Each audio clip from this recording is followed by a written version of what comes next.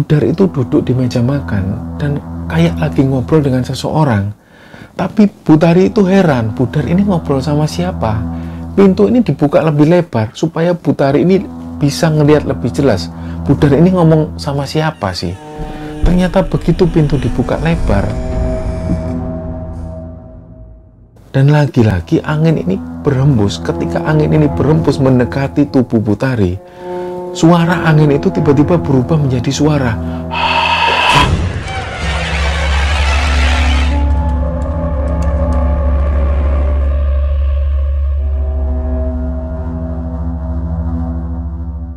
Assalamualaikum warahmatullahi wabarakatuh.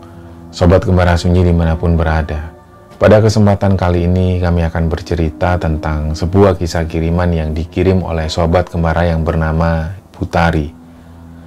Sebelum kita masuk ke ceritanya, untuk teman-teman yang nonton tayangan ini dan belum subscribe, jangan lupa untuk subscribe lebih dulu agar channel Kembara Sunyi ini lebih berkembang lagi dan kami lebih bersemangat lagi dalam membuat konten-konten terbaru di Kembara Sunyi. Dan untuk teman-teman yang telah mendukung kami sejauh ini, kami ucapkan terima kasih banyak. Semoga amal dan kebaikan teman-teman dibalas kebaikan berlipat oleh Allah Subhanahu wa Ta'ala.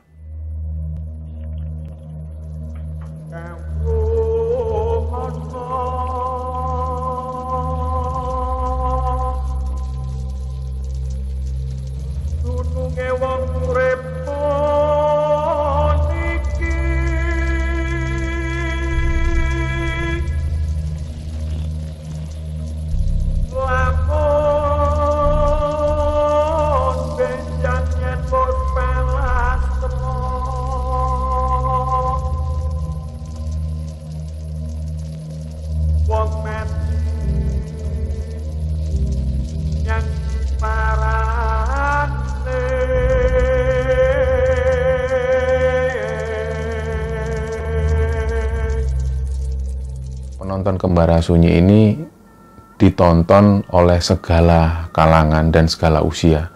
Dari usia anak-anak sampai usia 17 tahunan sampai dengan usia 50 tahun ke atas.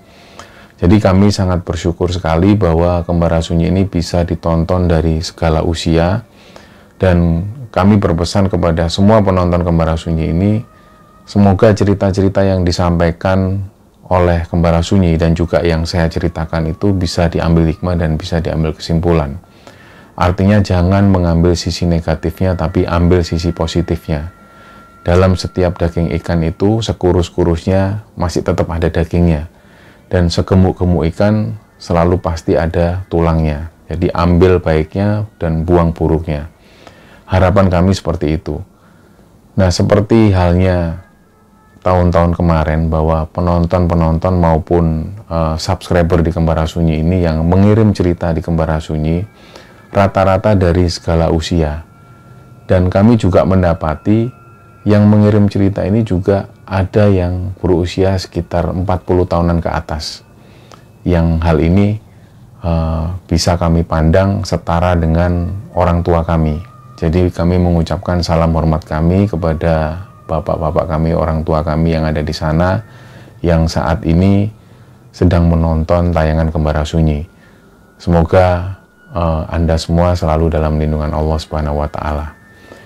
Nah, seperti cerita kali ini yang dikirim oleh Butari. Butari ini usianya sekitar 50 tahunan saat ini.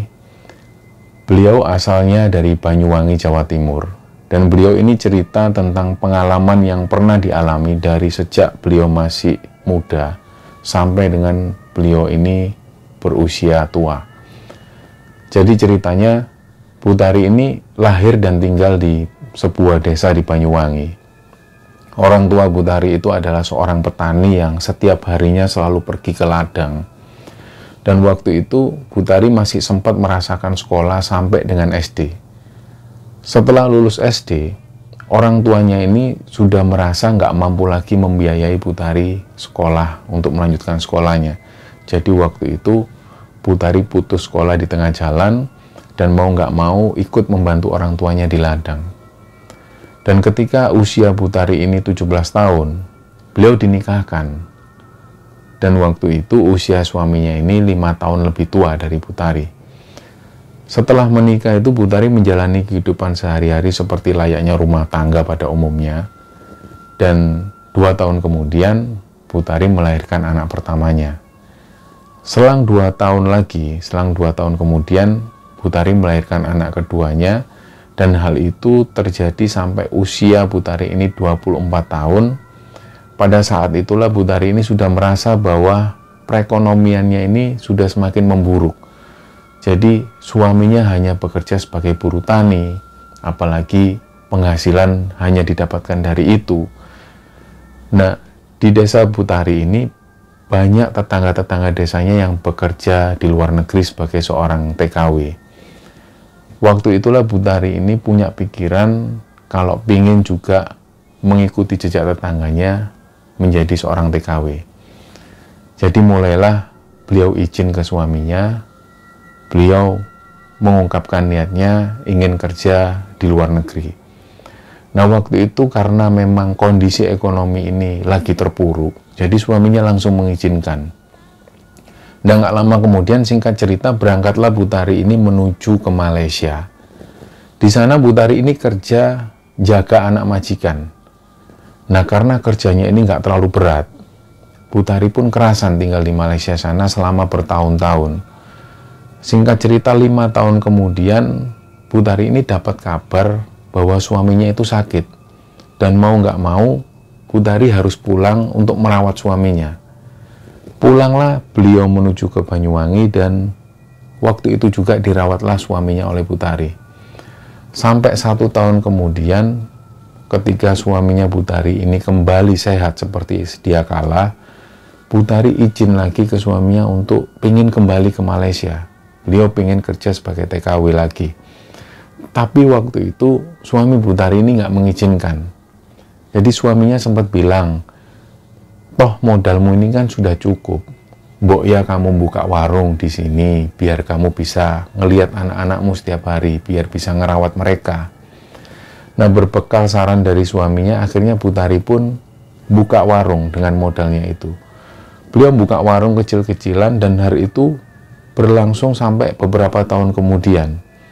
Nah, mungkin karena kebiasaan Butari ini sudah lama bekerja di negeri orang dan sudah merasa nyaman, akhirnya Butari ini muncul dalam hatinya beliau pengen lagi kerja di luar negeri sebagai seorang TKW. Karena beliau merasa gaji sebagai seorang TKW ini lebih besar daripada jaga warung di desa. Selain itu juga pekerjaan di sana ini nggak terlalu berat. Akhirnya dari situlah Butari ini izin lagi ke suaminya. Pak, aku ini lebih nyaman kerja jaga anak orang daripada jaga warung di sini. Apalagi penghasilan di sana itu bisa menyangkupi kebutuhan sehari-hari di rumah. Nah, mau nggak mau akhirnya suaminya pun mengizinkan. Kembalilah lagi Butari ke luar negeri, beliau kerja sebagai seorang TKW. Hal itu berlangsung bertahun-tahun kemudian. Singkat cerita, sampai usia Butari ini menginjak usia 40 tahun. Butari pun dapat kabar bahwa suaminya ini meninggal. Dari situlah Butari kembali pulang ke Banyuwangi, dan setelah proses pemakaman dan juga tahlilan segala macam, barulah Butari ini memutuskan untuk tetap tinggal di Banyuwangi, merawat anak-anaknya. Nah, singkat cerita, sampai 2 tahun kemudian, ada tetangga Butari di desa itu yang coba menawarkan satu pekerjaan ke Butari. Jadi beliau ini kita sebut namanya Busri. Busri ini sempat menawarkan, Butari, ini ada kerjaan, ada lowongan. Kerjanya nggak susah, cuma jagain orang tua di rumah. Nah, waktu itu karena Butari ini sudah nggak mau lagi untuk meninggalkan anak-anaknya yang di Banyuwangi, Butari ini sempat nolak. Tapi karena waktu itu Busri ini ngomong ke Butari bahwa gajinya ini besar dan tugasnya ini cuma menyiapkan makanan atau masak-masak di rumah dan jaga ibunya supaya ibunya ini ada yang bantu ngobrol di rumah. Jadi pekerjaannya sesederhana itu. Dari situlah Butari ini izin ke anak-anaknya untuk berangkat menuju kota tersebut. Dan waktu itu anak-anaknya pun mengizinkan. Nah, singkat cerita berangkatlah Butari, dia menghubungi satu orang yang namanya Bu Tati.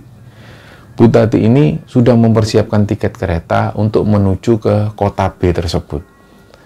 Kota B yang dimaksud ini letaknya ada di daerah Jawa Tengah. Berangkatlah beliau naik kereta. Nah, pada saat naik kereta itu, di tengah perjalanan Bu Tari ini tertidur. Dalam tidurnya itu, tiba-tiba Bu Tari ini kayak bangun. Dan dia melihat lorong kereta api yang tadinya ini terang, tiba-tiba lampunya ini mati semua. Dan dari arah lorong itu, Bu Tari ini ngelihat ada sosok perempuan. Sosok perempuan ini dari wajahnya itu kelihatan sangat tidak bersahabat sekali. Dan beliau itu jalan mendekati Bu Tari. Nah, waktu itulah Bu Tari ini antara sadar dan gak sadar, dia mulai ngerasa takut. Loh, ini perempuan siapa? Kok tiba-tiba datang sendiri, kok kayaknya pandangannya ini menuju ke aku. Dari situlah Bu Tari ini coba menyadarkan diri. Dan seketika itu juga orang yang di sebelah Bu Tari ini bangunin Bu Tari. Bu. Ketika Bu Tari ini kebangun, barulah Bu Tari ini sadar bahwa tadi itu beliau mimpi. Nah, mimpi itu nggak diambil pusing oleh Bu Tari. Di tengah perjalanan, nggak lama kemudian sampailah Bu Tari ini di kota tersebut. Begitu turun dari stasiun, beliau ini langsung menghubungi Bu Tati. Dan waktu itu Bu Tati ini ditelepon, nggak juga ngangkat teleponnya. Waktu itu sempat ada kecurigaan dari Bu Tari, jangan-jangan ini penipuan. Dicoba ditelepon lagi, ternyata nggak diangkat. Dan waktu itu, setelah Bu Tari ini telepon dan nggak juga diangkat, Bu Tati ini ngirim SMS. Bu Tari, mohon maaf, saya nggak jadi jemput. Bu Tari coba naik becak, nanti saya yang bayar. Bilang aja ke rumah Budar. Orang-orang atau tukang becak sana sudah tahu kok rumah Budar. Nah, berbekal SMS itu, akhirnya Bu Tari ini nyari tukang becak. Waktu itu karena posisinya sudah jam 11 malam, Bu Tari ini sempat keluar dari stasiun dan nyari tukang becak. Ada 2 tukang becak di sana yang sudah tertidur di becaknya, dibangunkan oleh Bu Tari. Pak, saya minta diantar ke rumah Budar. Lah, tukang becak ini bangun. Kemana, Bu? Ke rumah Budar. Rumah Budar yang di mana? Yang ini loh Pak alamatnya. Ditunjukkan alamatnya. Akhirnya tukang becak ini baru paham. Oh, Budar itu. Iya, bisa saya antar. Nah, singkat cerita, sampailah Bu Tari ini di rumah Budar. Jadi rumah Budar ini ada di tengah perkampungan. Perkampungan itu nggak padat penduduk. Jadi ada beberapa rumah yang ada di sana dan suasana kampung waktu itu sepi. Keluarlah 1 orang di sana dan langsung nyapa Bu Tari. Bu Tari, saya Bu Tati. Oh iya, Mbak Tati. Karena usia Bu Tati ini lebih muda dari Bu Tari manggil Bu Tati dengan panggilan Mbak.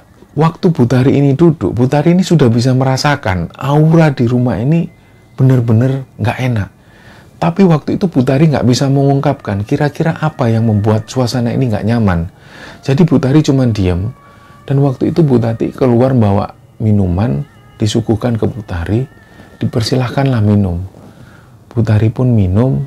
Nggak lama setelah itu Bu Tati ini menjelaskan, ini ibu saya sudah tidur, Budar sudah tidur, itu kamarnya. Nah, ini ada pesan dari ibu ini nggak suka kalau kamarnya ini dimasukin orang lain. Kami ini yang anaknya aja nggak boleh masuk di kamarnya ibu.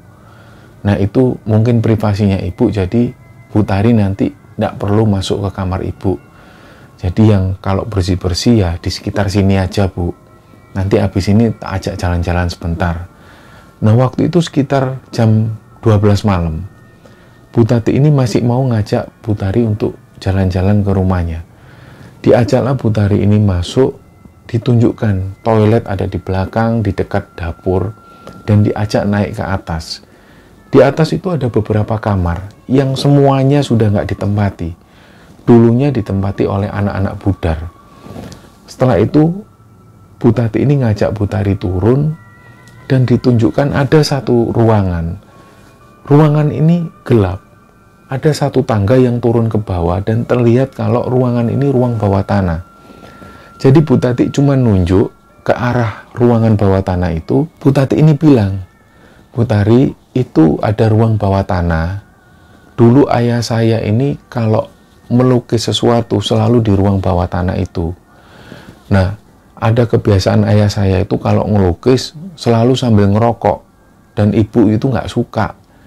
Makanya ayah saya selalu ngelukis di ruang bawah tanah itu. Jadi di ruang itu banyak lukisan-lukisan peninggalan ayah saya. Nah, Bu Tari nggak perlu setiap hari membersihkan di ruang bawah tanah itu, hanya beberapa hari sekali aja. Jadi nanti tugas Bu Tari kalau pagi belanja ke pasar, nanti masak buat ibu. Ibu sebenarnya nggak pilih-pilih makanan apa aja, suka.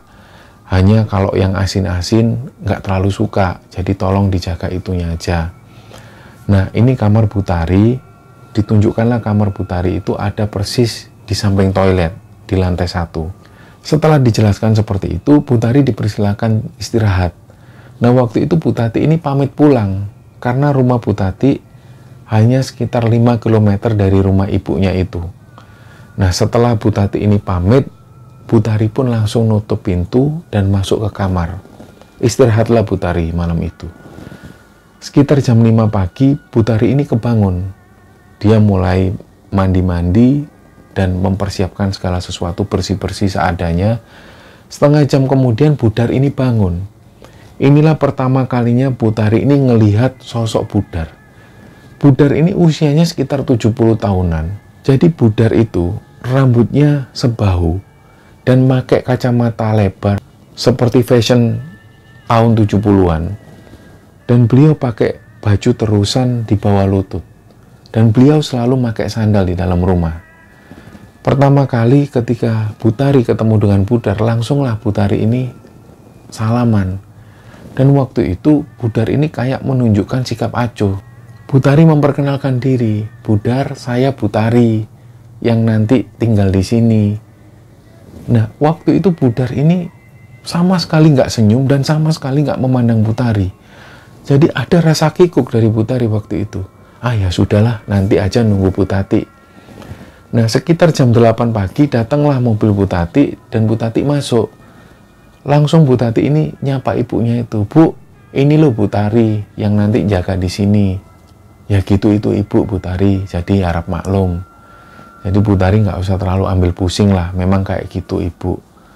Nah, setelah pertemuan itu akhirnya Bu Tari ini diajak menuju ke pasar oleh Bu Tati, diajak belanja segala macam sesuatu, dan setelah itu kembali pulang. Mulailah Bu Tari ini masak seperti biasa, singkat cerita sampai sore hari, Bu Tati pamit lagi pulang. Nah, setelah beres-beres segala sesuatunya, Bu Tari ini ngelihat ruangan bawah tanah itu seolah berdebu sekali. Jadi waktu itu, sore itu juga, Bu Tari ini berinisiatif untuk bersih-bersih di ruang bawah tanah itu. Dinyalakanlah lampu saklar itu, mulai Bu Tari masuk ke ruang bawah tanah. Dan di situ ternyata banyak sekali lukisan-lukisan. Mulailah Bu Tari ini bersih-bersih. Dan waktu melihat lukisan-lukisan itu, ada yang membuat Bu Tari ini nggak nyaman.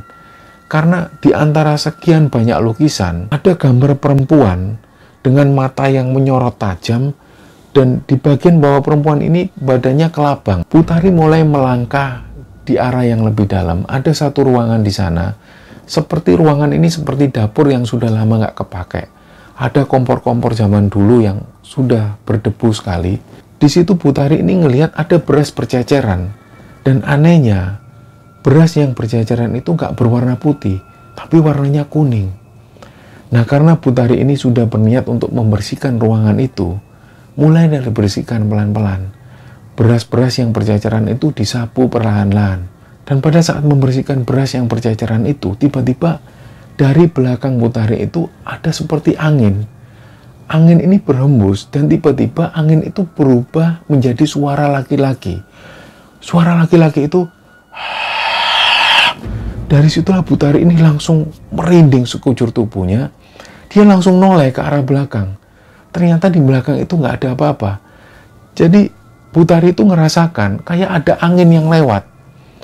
Dan karena sudah mulai merasa takut, mulailah Bu Tari ini cepet-cepetan dibersihkan semua dan langsung dibereskan segala sesuatunya.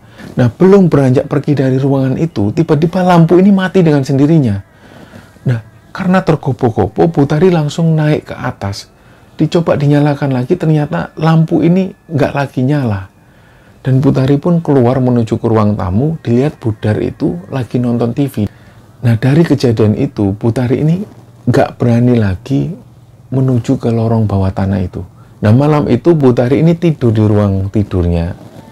Pada saat tidur, di sekitar jam 3 dini hari, Putari itu kebangun karena beliau mendengar kok ada orang yang ngobrol di luar kamar. Diintip perlahan, ternyata beliau itu ngelihat Budar ini lagi duduk di meja makan dan kayak ngobrol dengan orang. Putari itu dengar ada suara laki-laki yang lagi ngobrol dengan Budar. Padahal waktu itu ketika Putari ini ngelihat, Budar ini duduk sendirian dan nggak ada siapa-siapa di depan Budar maupun di samping Budar. Jadi waktu itu Putari juga agak heran, didengar lagi dengan seksama, ternyata Putari ini samar-samar dengar ada suara laki-laki. Nah, karena takut, Putari ini nutup lagi pintu kamarnya.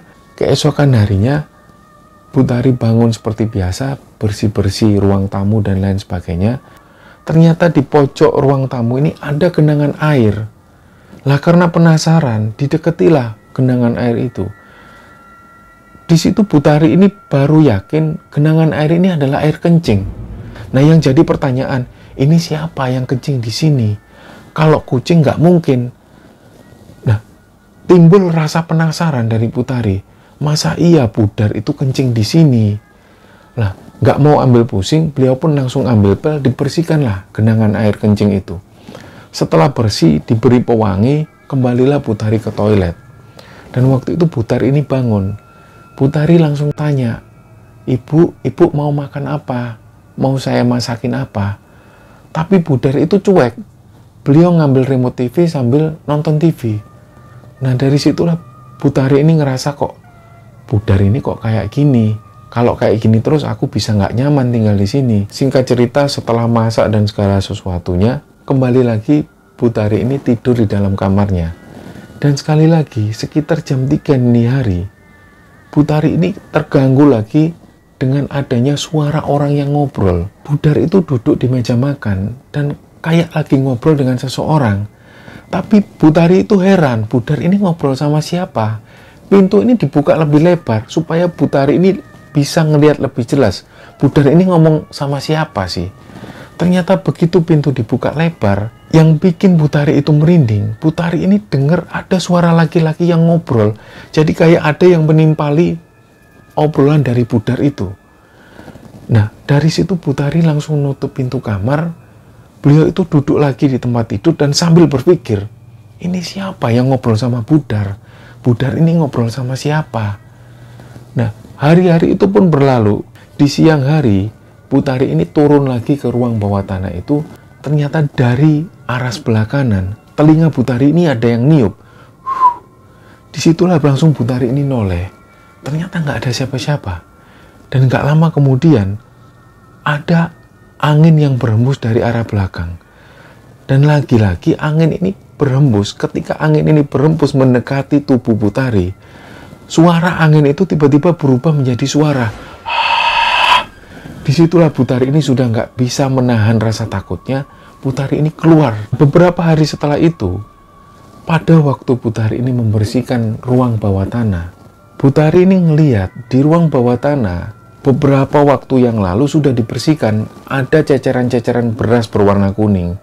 Waktu itu Putari ini ingat sudah dibersihkan dan ruangan itu sudah kembali bersih. Tapi waktu itu, ketika Putari ada di ruang bawah tanah itu, ceceran-ceceran beras berwarna kuning ini tiba-tiba tercecer lagi. Nah, karena waktu itu Putari ini tetap berpikir positif, dibersihkan sekali lagi ceceran beras itu.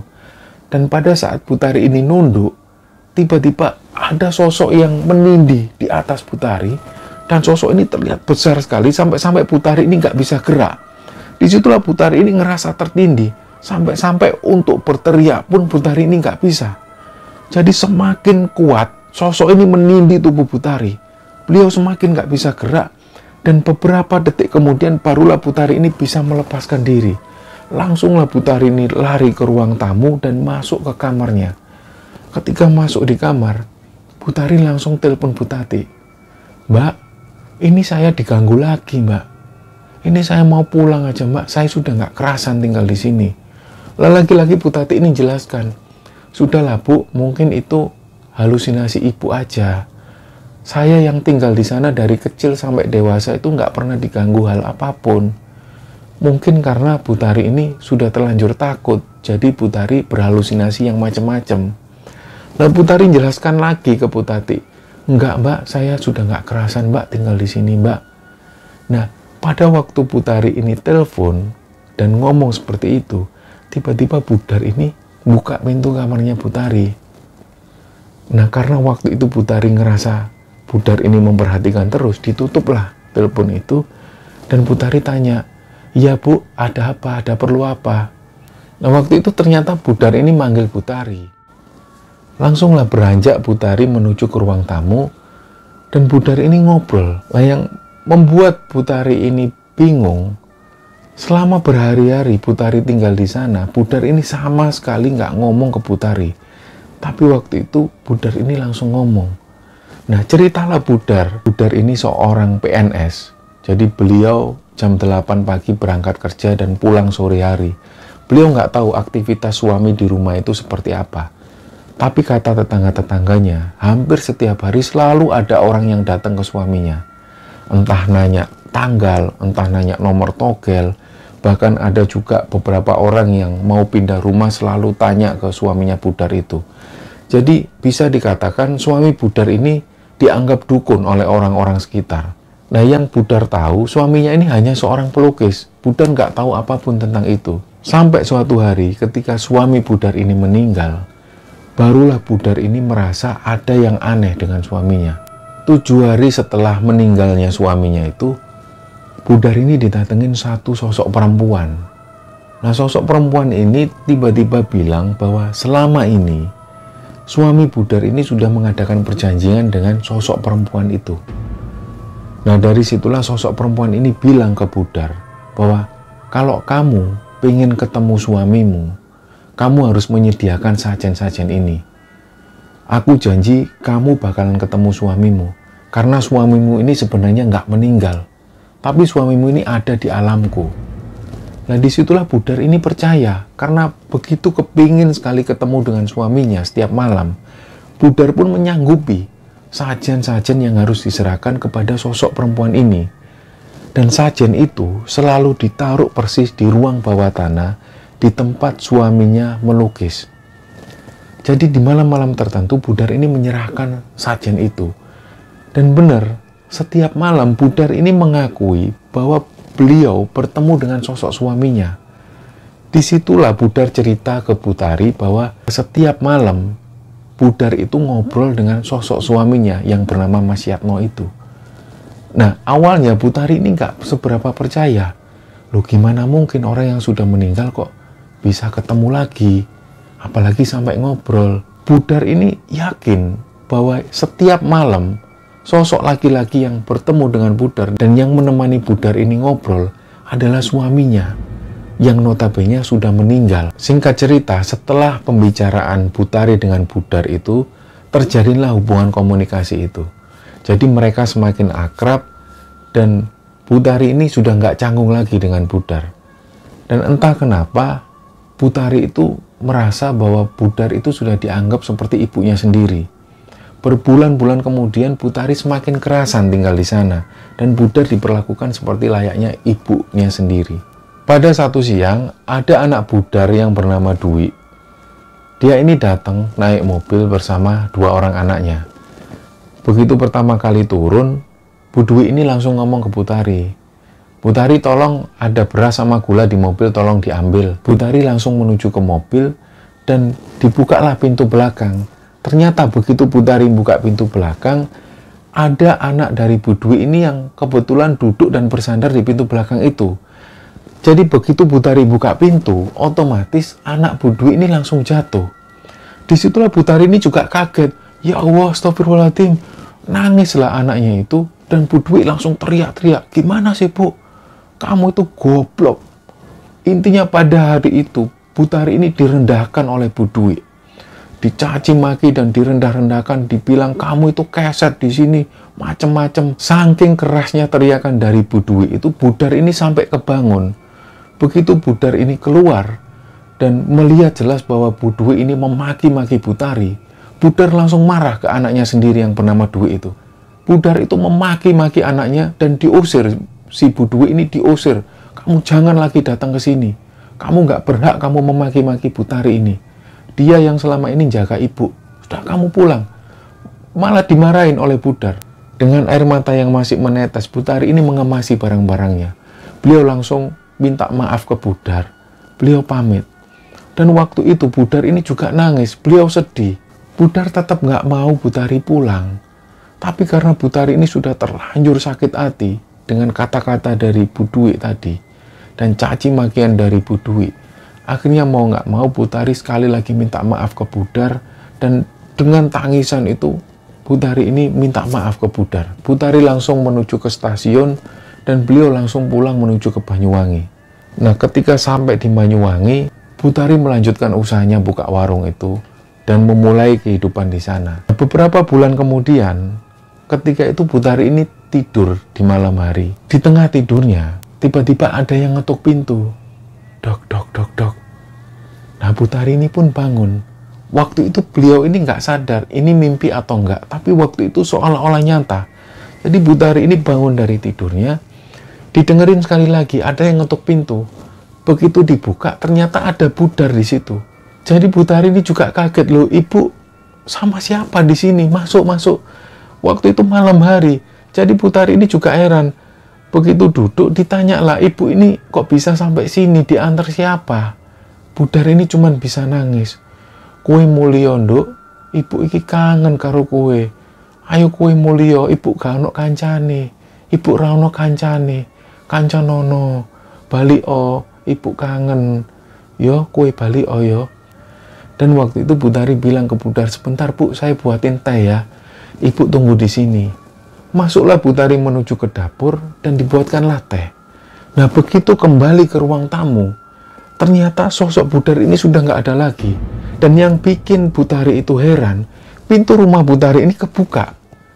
Disitulah Butari ini menampar pipinya sendiri. Ini mimpi atau nyata? Dan merasa nggak nyaman, Butari langsung coba menghubungi Bu Tati. Ditelepon berkali-kali, Bu Tati ini nggak ngangkat teleponnya. Nggak lama setelah itu Butari pun melanjutkan tidur. 2 jam kemudian ada telepon. Diangkatlah oleh Butari. Ya, Mbak Tati, ngapunten saya telepon malam-malam. Saya ini kok tiba-tiba kepikiran sama Budar. Ibu gimana kabarnya? Setelah diam sejenak, barulah Bu Tati ini sambil nangis sesungguhan bilang ke Butari, Budar itu 3 hari yang lalu meninggal. Butari ini langsung naruh HP-nya. Dan di situ Butari ini nangis sejadi-jadinya. Langsung keinget, terus yang datang itu tadi siapa? Apa mungkin Budar ini kangen? Saking kangennya beliau itu sampai datang ke sini. Di situ Butari ini ngomong ke Bu Tati, Mbak, saya mohon maaf ya Mbak, kok sampai saya nggak tahu waktu ibu itu meninggal. Nah, sampai cerita ini diturunkan, Butari ini masih belum bisa memecahkan misteri apa yang terjadi antara Budar dan suaminya, dan juga sosok perempuan ini. Cerita inilah yang dibagikan oleh Butari di Kembara Sunyi. Semoga kisah ini bisa diambil hikmah dan bisa diambil kesimpulan oleh teman-teman semua. Mohon maaf kalau ada salah-salah kata. Wassalamualaikum warahmatullahi wabarakatuh.